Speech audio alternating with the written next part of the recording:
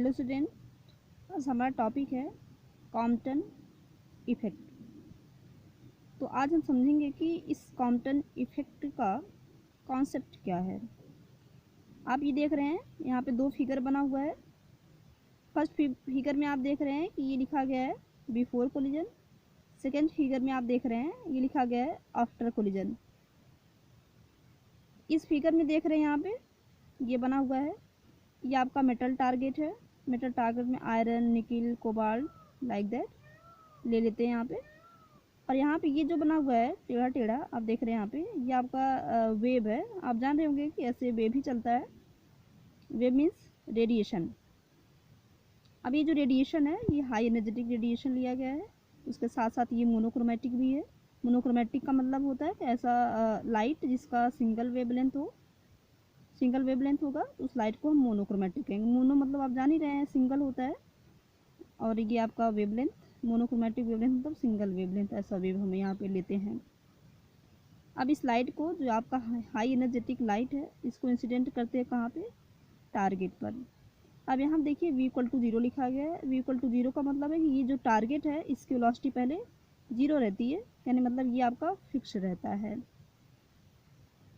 अब यहाँ जो हाई एनर्जेटिक लाइट है like as a X rays, इसको इंसिडेंट करते हैं टारगेट पर।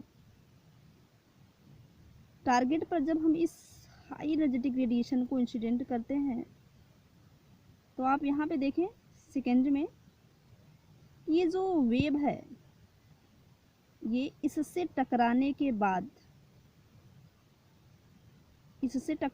बाद स्कैटर्ड हो जाती है अलग अलग एंगल पर। यहाँ आप देख रहे हैं कि ये जो है ये इलेक्ट्रॉन है, मेटल का इलेक्ट्रॉन, और ये आपका स्कैटर्ड फोटॉन। कहने मतलब है कि आपका वेव है जो स्कैटर्ड हो रहा है एंगल पे। स्कैटर्ड मतलब होता है बेसिकली फैलना, जैसे वेव जो अलग अलग एंगल पे फैल गई है। जैसे कि ऐसा नहीं है कि आपने यहाँ पे लाइट को इंसिडेंट किया तो लाइट सीधे एक्स डायरेक्शन में जा रही है, ये नहीं है। एक्स डायरेक्शन से थोड़ा सा चेंज हो गया, मतलब किसी एंगल पे, इसका नाम रखा गया थीटा एंगल, और यहाँ पे ये रखा गया फाई एंगल। इससे ये स्कैटर्ड हो जाती है। स्कैटर्ड होने के बाद ये जो वेव है इसका वेवलेंथ इस इंसिडेंट वेव से ज़्यादा हो जाता है, तो इसका जो वेवलेंथ है बढ़ जाता है। और इस पूरे फिनोमेना को ही हम कहते हैं कॉम्पटन इफेक्ट। कहने मतलब ये है कि जब लाइट को इंसिडेंट कराते हैं कहाँ पर, टारगेट पे, तो ये लाइट स्कैटर्ड हो जाती है विथ हायर वेवलेंथ, और इसी पूरे फिनोमेना को ही कहते हैं कॉम्पटन इफेक्ट। तो आप लोग को समझ में आ गया होगा। अब आइए समझते हैं कि इसका एक्सप्रेशन क्या है, कॉम्पटन इफेक्ट का एक्सप्रेशन। ये नोट्स आप लोग को भेज दिया गया है, पहले ही अवेलेबल करा दिया गया है। तो एक बार इसको थोड़ा सा समझ लेते हैं, इसमें लिखा क्या गया है।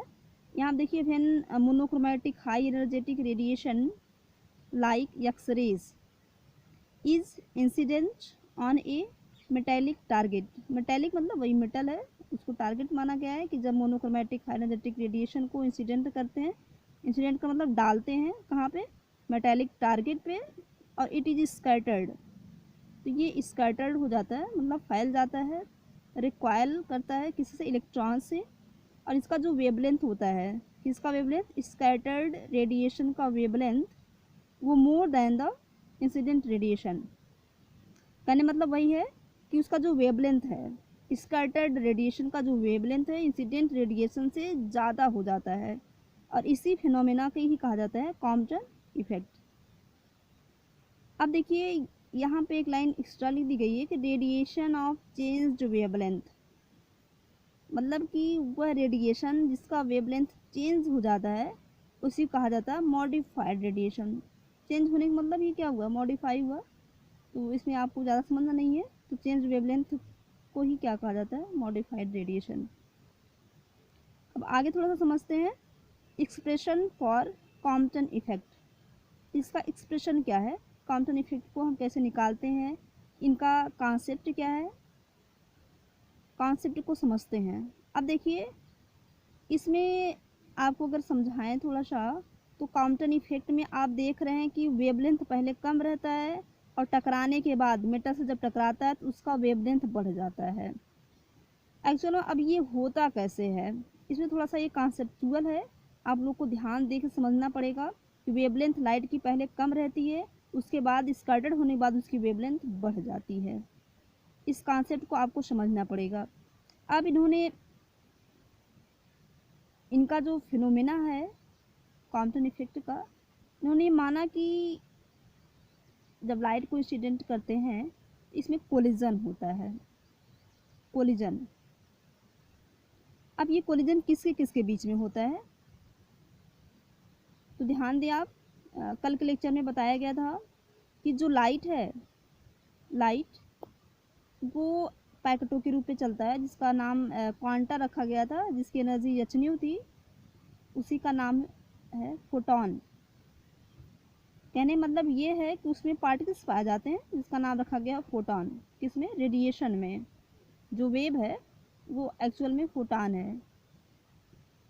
अब इसमें जो कोलिजन होगा वो रेडिएशन के फोटॉन में, और उसके साथ साथ जो मेटल है जिसमें पड़ता है उसमें क्या पाए जाते हैं, इलेक्ट्रॉन पाए जाते हैं। तो फोटॉन, रेडिएशन के फोटॉन और मेटल के इलेक्ट्रॉन दोनों में कोलिजन होता है। कोलिजन मतलब कोलिजन समझ में आ गया होगा आपको। कोलिजन किस किस बीच में हो रहा है, फोटॉन के बीच में हो रहा है, फोटॉन के बीच में, फोटॉन और आप क्या कहेंगे इलेक्ट्रॉन, मेटल के इलेक्ट्रॉन के बीच में कोलिजन हो रहा है। अब देखिए इसमें इनका फर्स्ट कॉन्सेप्ट है कि photon of incident radiation and other and electron of the scattering substance, scattering substance. कहने का मतलब ये है कि इसमें जो कोलिजन हो रहा है रेडिएशन के फोटॉन में और इलेक्ट्रॉन में, दोनों में कोलिजन होता है। अब इनका जो कॉन्सेप्ट है कि जब कोलिजन हो रहा है, कोलिजन किसके बीच में हो रहा है, फोटॉन के बीच में और आपका इलेक्ट्रॉन के बीच में, मेटल के इलेक्ट्रॉन के बीच में। तो यहाँ पे आके थोड़ा सा समझते हैं कि जैसे आपका ये वेव है और वेव में क्या है, फोटॉन्स हैं जिसकी एनर्जी क्या होती है, h होती है, h